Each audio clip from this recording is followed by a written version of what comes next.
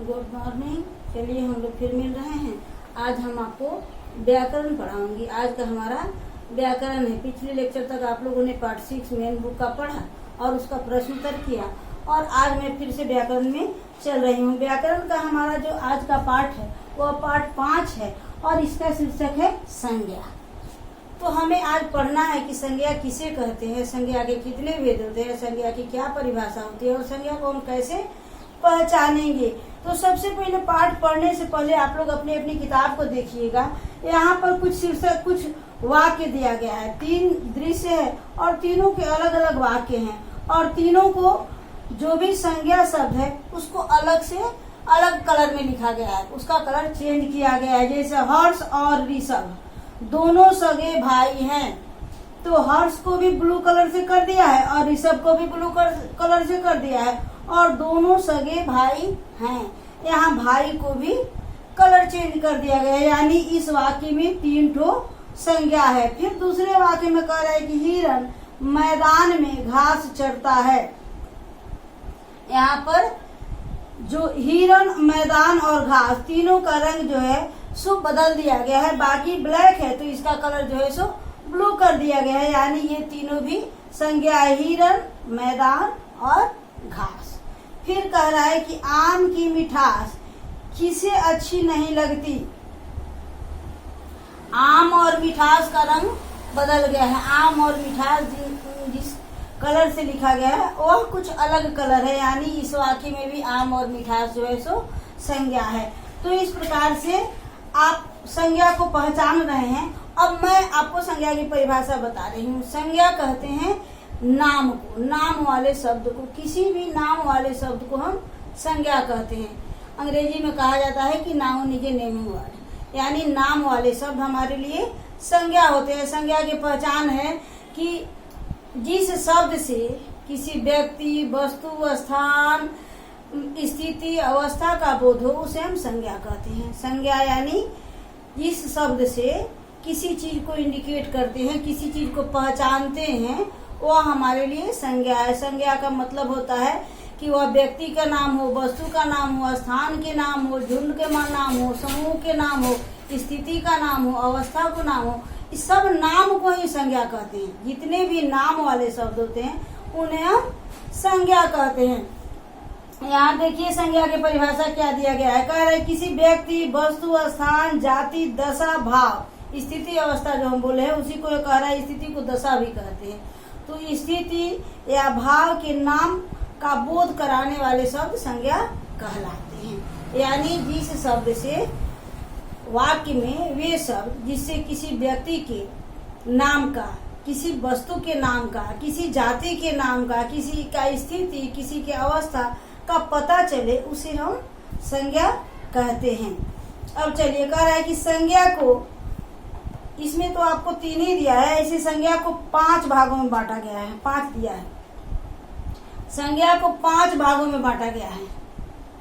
व्यक्तिवाचक, जातिवाचक, भाववाचक, समूहवाचक और द्रव्यवाचक। संज्ञा के मान लीजिए कि एक संज्ञा हो गया और इसके पार्ट हो गए, आपको यहाँ देखिए, ये हो गया आपका 1, ये हो गया आपका 2, ये हो गया आपका 3, ये हो गया 4 और ये हो गया आपका 5। यानी एक संज्ञा के कितने ब्रांच है, कितने पार्ट है, तो 5। सबसे पहला का नाम यहाँ देखिए,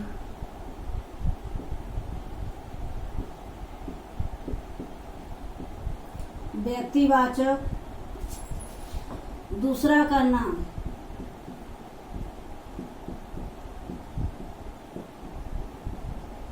जातिवाचक। तीसरा का नाम, भाववाचक।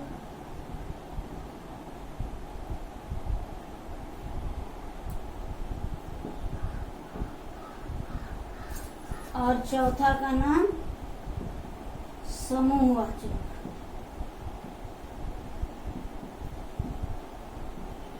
और सबसे अंत में आता है 5 नंबर, जिसको कहते हैं द्रव्यवाचक।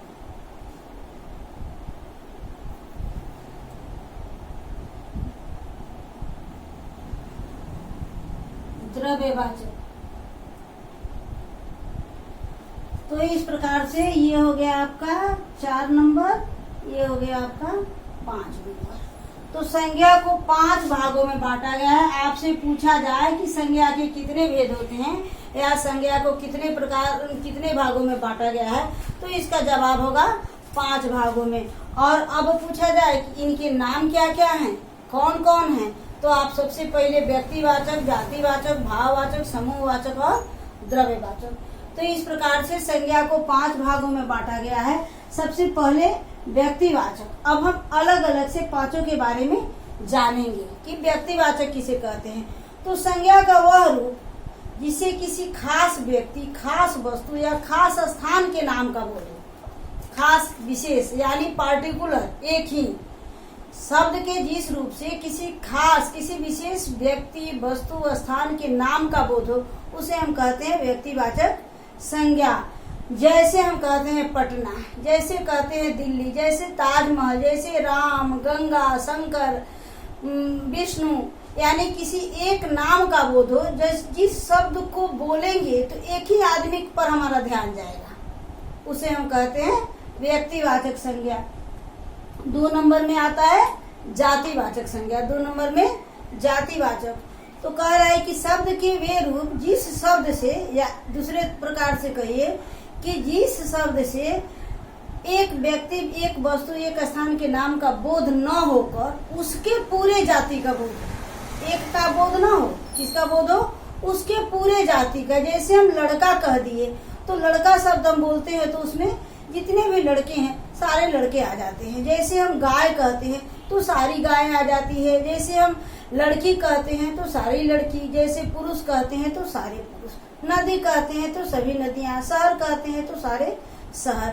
तो इस प्रकार से हम वैसे शब्द को जब बोलते हैं तो उसके पूरे जाति का बोध हो जाता है, एक का बोध ना होकर के। जैसे गंगा कहे तो सिर्फ गंगा पर ही हमारा ध्यान जाएगा, यमुना, नर्मदा, कावेरी पर ध्यान नहीं जाएगा। लेकिन जब हम नदी कह देंगे तो उसमें सारी नदियां एक साथ समाहित हो जाती है। हम किसी भी नदी को नदी मान सकते हैं, किसी भी नाम वाले नदी को भी नदी मान सकते हैं। गंगा को भी नदी मानेंगे, यमुना को भी नदी मानेंगे और सरस्वती को भी नदी मानेंगे। उसी प्रकार पटना कहेंगे तो मेरा ध्यान पटना पर ही जाएगा। लेकिन अगर हम शहर कह देते हैं, अगर हम राजधानी कह देते हैं, तो पटना भी राजधानी है, लखनऊ भी राजधानी है, दिल्ली भी राजधानी है, यानी राजधानी कहेंगे तो हमारा जातिवाचक हो जाएगा, और पटना और दिल्ली कहेंगे तो ये हमारा व्यक्तिवाचक हो जाएगा। अब उसके बाद कहना है भाववाचक। 3 नंबर में भाव माने होता है भावना, भावना से बना है भाव, या भाव से बना है भावना, यानी शब्द, जिस शब्द से हमारी स्थिति या अवस्था का बोध हो। शब्द के वे रूप जो हमारी स्थिति अवस्था दर्शाने के लिए प्रयोग किया जाता है, जिस शब्द से, जैसे बचपन, बुढ़ापा, जवानी, हरियाली, खुशहाली, गरीबी, अमीरी, ये सारे शब्द क्या हैं, ये स्थिति और अवस्था बताते हैं। तो वे शब्द जिससे किसी व्यक्ति, वस्तु, स्थान की स्थिति अवस्था का बोध हो, उसे हम व्यक्ति भाववाचक संज्ञा कहते हैं। एक बार फिर से सुनिए। शब्द के वे रूप जिससे किसी व्यक्ति, वस्तु, स्थान की स्थिति और अवस्था का बोध हो, उसे हम भाववाचक संज्ञा कहते हैं। जैसे हरियाली, गर्मी, बुढ़ापा, जवानी, बचपन, खुशहाली, अमीरी, गरीबी, ये सारे शब्द जो है सो बीमारी, रोगी, ये सारे जो है सो हमारी स्थिति और अवस्था को बता रहे हैं। तो इन्हें हम कहते हैं भाववाचक संज्ञा। उसके बाद 4 नंबर में आता है समूह। समूह माने होता है झुंड, ग्रुप, जिसको अंग्रेजी में हम ग्रुप कहते हैं, हिंदी में समूह और झुंड कहते हैं। तो वे शब्द जिससे एक साथ रहने वाले पूरे समूह का बोध हो। शब्द के वे रूप जिससे एक व्यक्ति, एक वस्तु का बोध ना हो, उसके पूरे समूह का बोध हो, उसे हम समूहवाचक संज्ञा कहते हैं। जैसे हम कहते हैं गुच्छा, चाबी का गुच्छा, तो गुच्छा में एक चाबी नहीं होता है, उसमें जितने चाबी होते हैं सभी का सामूहिक नाम हो जाता है गुच्छा। जैसे अंगूर का गुच्छा, उसमें एक अंगूर नहीं होता है, उसमें जितने सारे अंगूर रहते हैं सभी का मिला जुला नाम हो जाता है गुच्छा। जैसे झुंड, जैसे गायों के झुंड, लड़कियों के झुंड, तो झुंड शब्द जब हम कहते हैं, जैसे ढेर, अनाज का ढेर। तो ढेर में ढेर सारा अनाज हो गया। जैसे सेना, सेना एक आदमी के लिए नहीं प्रयोग किया जाता है, सेना का बहुवचन भी सेना ही होता है। यानी सेना भी हम बोलेंगे तो किसी एक पर्टिकुलर व्यक्ति के लिए नहीं होता है, ये सारे सेना के लिए होता है। तो इस प्रकार से वे सब जिससे एक व्यक्ति, एक वस्तु या एक स्थान के बोध न होकर के एक समूह का बोध हो, उसे हम समूहवाचक संज्ञा कहते हैं। अब लास्ट में आ रहा है द्रव्य। द्रव्य माने द्रव्यवाचक संज्ञा किसे कहते हैं? वे संज्ञा, संज्ञा माने नाम तो आप लोग पढ़ लिए, लेकिन वे संज्ञा जिसे हम गिनते नहीं हैं, जिनको हम नापते और तौलते हैं। तो नापने और तौलने वाले वस्तुओं के नाम को हम द्रव्यवाचक संज्ञा कहते हैं।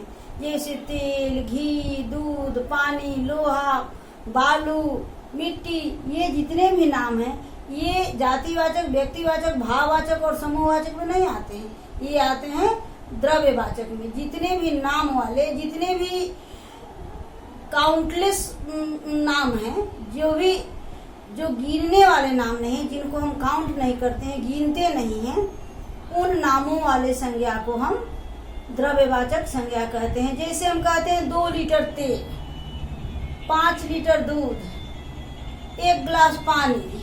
तो जब हम पानी, दूध, चीनी, तेल, चावल, आटा, इन सारे शब्दों का प्रयोग करते हैं तो ये हमारे लिए द्रव्यवाचक संज्ञा होते हैं। अगर हम आपको मिला जुला संज्ञा दे दें और उसी में कहीं गंगा हो, कहीं पटना हो और कहीं तेल हो, तो इन तीनों को आपको चुन चुन करके अलग अलग ब्लॉक में सजाना होगा।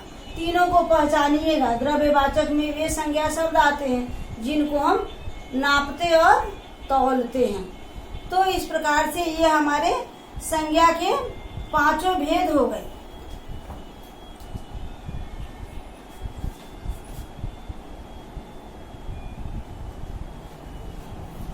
अगले लेक्चर में हम इसके प्रश्न उत्तर को देखेंगे और आगे पढ़ाएंगे।